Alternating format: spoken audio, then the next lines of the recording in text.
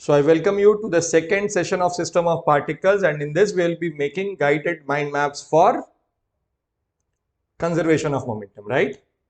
So let's move ahead with conservation of momentum. So when do we conserve momentum? We conserve momentum when there is no external force acting on the object. Or we can say that we can conserve momentum only along the direction in which there is no external force acting on the object, right? So condition क्या है? So what is the condition for conservation of momentum? Condition, let's write it like this only. ठीक है? So the condition is momentum is conserved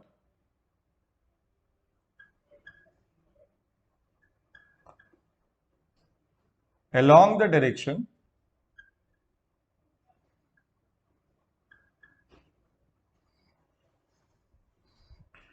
in which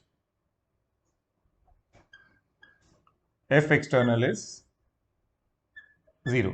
मतलब अगर force लग भी रहा है तो उसका कंपोनेंट देखो, और उस जिस तरफ उसके कंपोनेंट नहीं होंगे उस तरफ मोमेंटम कंजर्व्ड होगा. ठीक है, मतलब अगर नेट फोर्स मान लो हॉरिजॉन्टल पॉजिटिव एक्स एक्सिस में लग रहा है तो मोमेंटम कंजर्व्ड है वाई एक्सिस में, मोमेंटम कंजर्व्ड है जेड एक्सिस के अलावा. तो this is what we need to remember. Okay, so this is the condition and I am making it the first most important part of this map. Okay, तो इस conservation of momentum में हम ना 2-3 type के cases देखेंगे and we will make them a part of this map. Okay, so first part of it is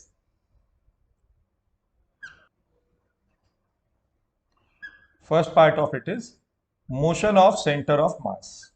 Motion of center of mass. Okay, अब देखो motion of centre of मास में हमें क्या चाहिए. तो भाई सेंटर ऑफ मास अगर किसी ऑब्जेक्ट का रेस्ट पे है तो वो रेस्ट पे ही रहेगा. अगर वो कांस्टेंट वेलोसिटी से मूव कर रहा है तो वो कांस्टेंट वेलोसिटी से ही मूव करेगा.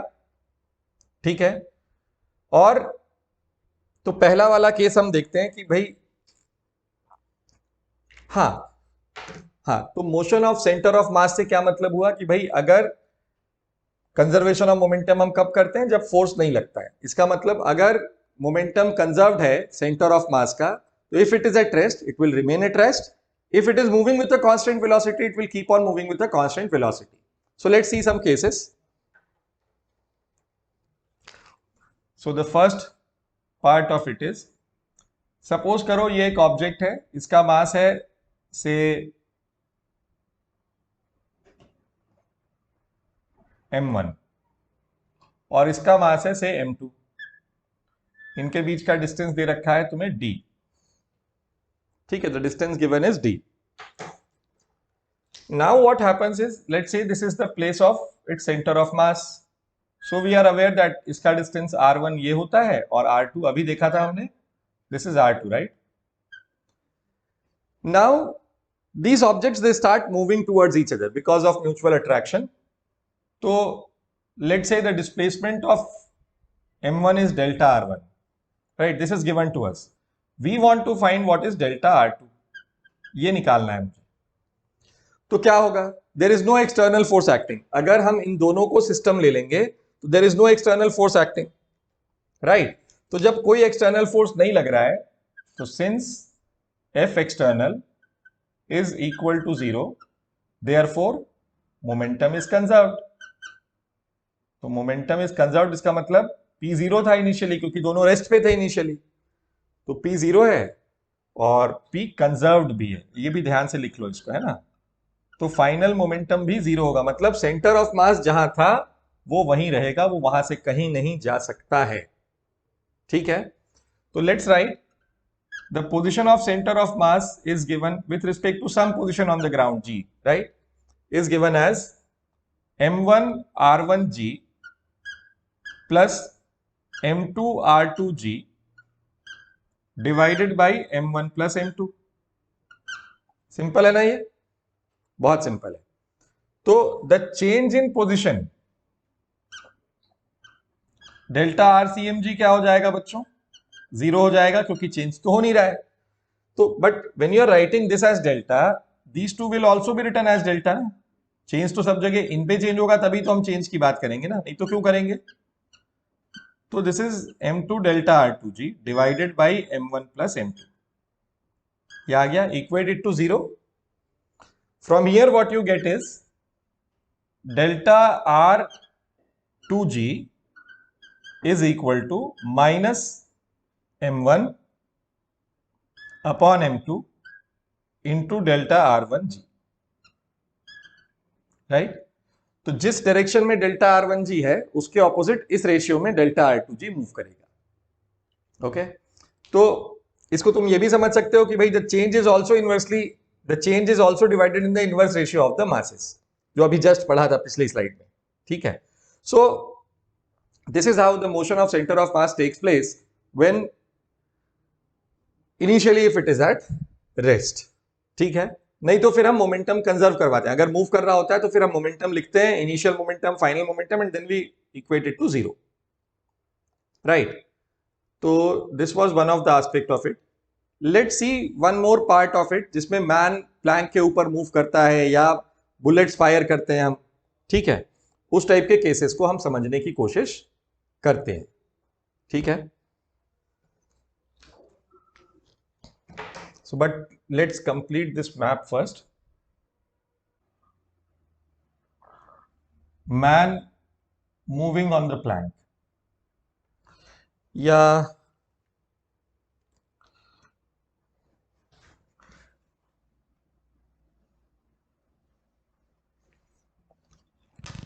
Second is man plank problem, है ना? इस टाइप के प्रॉब्लम्स को कैसे करते हैं, मैन प्लैंक प्रॉब्लम्स। इसमें they are moving. Now let's see the case first.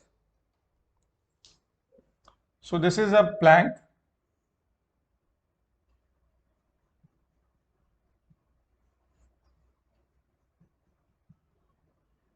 and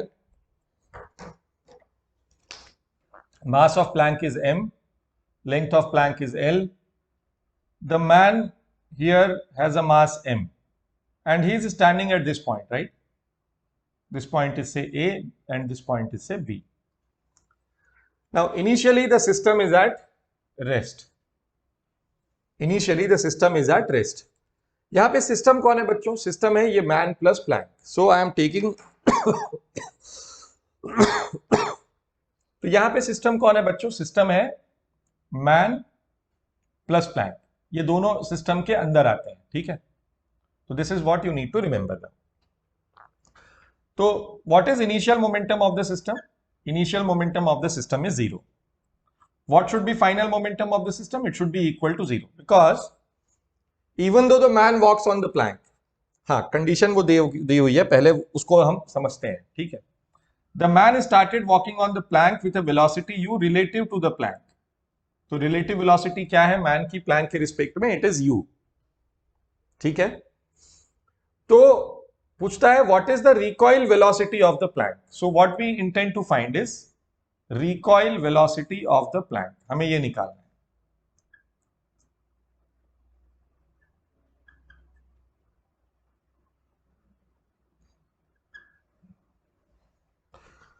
right, अब देखो इसको कैसे करोगे, तो हमेशा याद रखो मोस्ट ऑफ द केसेस में तुम्हारा काम इतने से ही चलेगा अभी। ठीक है, एक्सेप्शनल होता है कुछ, बट अभी के लिए मैं तुम्हें बता रहा हूं कि always conserve momentum from ground frame of reference और take the ground as a frame of reference while conserving momentum of in these type of cases, right? तो देखो क्या होगा, इनिशियल मोमेंटम सिस्टम का 0 है क्योंकि दोनों की वेलोसिटी 0 है। Velocity of man with respect to ground हमें दिया नहीं हुआ है, but that will be velocity of man with respect to plank plus velocity of plank with respect to ground. We want to find this one, right? ये निकालना है मुझे, ये भी नहीं दिया हुआ है मुझे। ठीक है, but what is given to me is this one is given to me, VMP दिया हुआ है। तो while conserving momentum what we do is final momentum लिखते हैं हम mass of man, velocity of man with respect to ground plus mass of plank, capital M L है और इसका मास M है ना, this is velocity of Planck with respect to ground, and this is equal to 0. Now use these two equations to find what is VPG. Substitute VPG as, so what we intend to find is we want to find what is VPG. तो VPG को निकालने के लिए क्या करना पड़ेगा, मुझे VMG की वैल्यू यहाँ सब्स्टिट्यूट करनी पड़ेगी, है ना। तो VMG क्या आ जाएगा, देखो M into VMP plus VPG plus capital M into VPG, and this is equal to 0. तो VPG की वैल्यू आ गई यहां पर -M into VMP upon M plus M. बहुत सिंपल है ये, ठीक है। वैल्यूज पुट करोगे आप तो यहां पर आ जाएगा MU minus I cap upon M plus capital M. Clear? So this is what we do in these type of problems. ठीक है।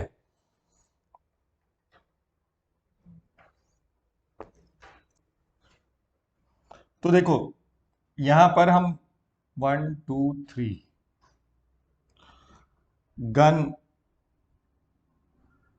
प्रॉब्लम्स, ठीक है, कैनन या गन या जो भी तुमको समझना हो, इस टाइप की प्रॉब्लम्स कैसे देखते हैं।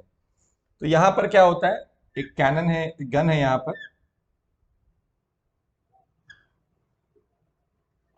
और गन का मास m है, ठीक है, अकेले गन का मास m है। यहां से इस गन ने एक बुलेट फायर किया, इस गन ने एक बुलेट फायर किया, ठीक, और इसका मास m है। गन, सिर्फ गन का मास कैपिटल M है, बुलेट का मास स्मॉल m है, और यहां पर u is the velocity with which the bullet is fired with respect to the gun. तो this is called as muzzle velocity. ये मजल क्या होता है पता है? मजल होता है बंदूक की नली। ये जो है ना बंदूक, ये जो गन है, इसका ये जो बैरल होता है, इसको हम मजल बोलते हैं, ठीक है। तो टू एन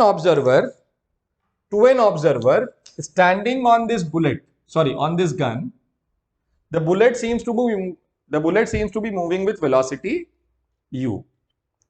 ये होती है मजल वेलोसिटी, ठीक है।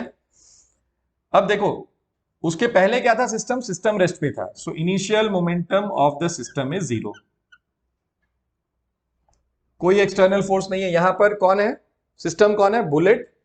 System is bullet plus gun, so PF is also equal to 0 then, क्योंकि जितना फोर्स गन ने बुलेट पे लगाया और बुलेट ने गन पे लगाया, बात बराबर है, इंपल्स है ये, ठीक है। तो PI is equal to 0, PF is equal to 0, ये हो गया। Again we will conserve momentum from the ground frame of reference in these type of cases also. So this is muzzle velocity का मतलब गन के respect में bullet की velocity u है। तो देखो बच्चों, इनिशियल मोमेंटम 0, फाइनल मोमेंटम क्या लिखोगे, m into VBG bullet with respect to ground plus capital M into V gun capital G with respect to ground. Right? This is one equation. The other is given to you, that is VBG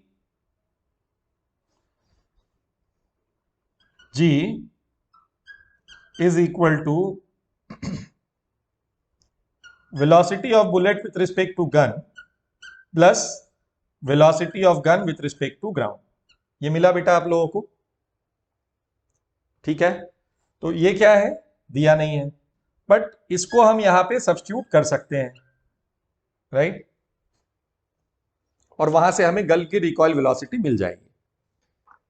तो आइए करते हैं। तो velocity of gun with respect to ground is -m u I cap upon m plus capital M। Similar result है यहां पर, ठीक है। तो देखो यहां पर ना जो कॉमन मिसकंसेप्शन होता है वो ये, हमेशा हम इसको मजल वेलोसिटी को ग्राउंड के रिस्पेक्ट में लिखते हैं और काम करते चले जाते हैं। तो हमें ये ध्यान रखना है कि फ्रेम ऑफ रेफरेंस क्या ले रहे हैं हम, कंजर्वेशन ऑफ मोमेंटम करते समय। दूसरा भाई जो डेटा दिया हम वो सही पिक कर रहे हैं या नहीं कर रहे हैं।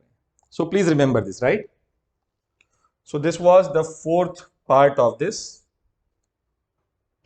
तो हमने यहां पर ये कंजर्वेशन ऑफ मोमेंटम के ये चारों पार्ट्स देखे माइंड मैप के, ठीक है। नेक्स्ट सेशन में हम क्या पढ़ेंगे, नेक्स्ट सेशन में हम कोलिजन्स की बात करेंगे, उसमें हम इंपल्स देखेंगे, कोलिजन देखेंगे, है ना, और ऑब्लिक कोलिजन्स देखेंगे, डायरेक्ट कोलिजन्स देखेंगे। तो that is how we will do that part of this chapter. So till then, good bye.